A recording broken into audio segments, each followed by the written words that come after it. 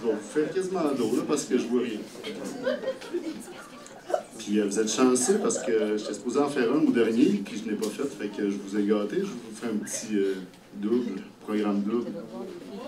Donc, ça va s'appeler Belle cause suivie de Muselière à Saint-Saëns.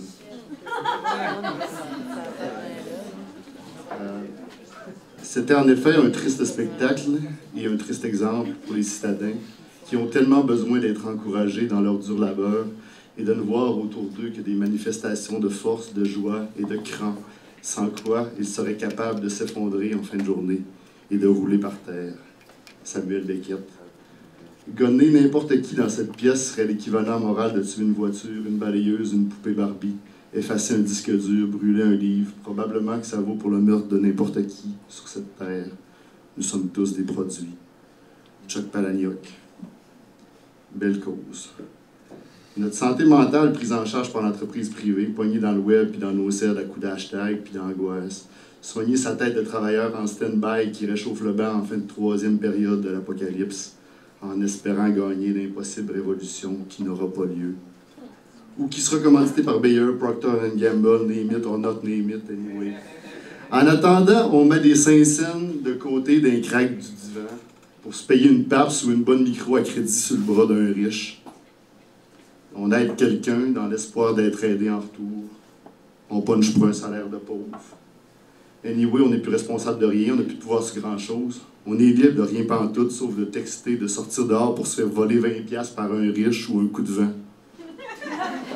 À se faire poignarder en pleine face par le réel angoissant de la bonne conscience des bourgeois sur leur tablette, des boomers qui ont tous scrappé la beauté de la vie. De moi, puis de vous autres qui faisons pas du mieux, à lire les commentaires sous les posts. Oh, faut pas lire les commentaires sous les posts. À essayer de sauver le monde sur Facebook. Notre santé mentale prise en charge par l'entreprise privée. Pogné dans le web, puis dans nos selles à coups d'hashtag, puis d'angoisse. Soigner sa tête de travailleur en stand-by qui réchauffe le banc en fin de troisième période de l'apocalypse. En espérant gagner l'impossible révolution qui n'aura pas lieu. Muselière à Saint-Saëns.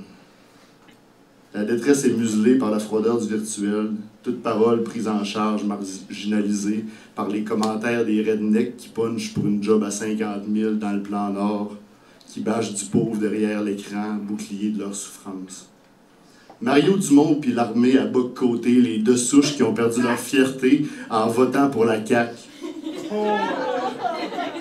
La détresse n'a pas de voix dans cette traversée sans fin du suicide de vivre. On attend que les télécoms nous ouvrent la gueule à coups d'hashtag.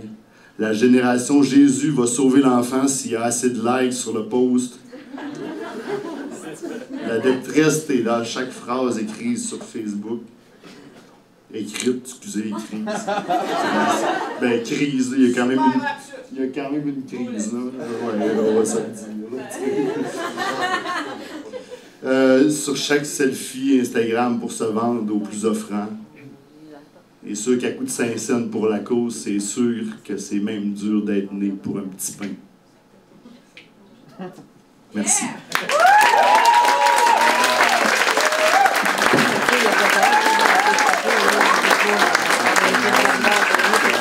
Thank you.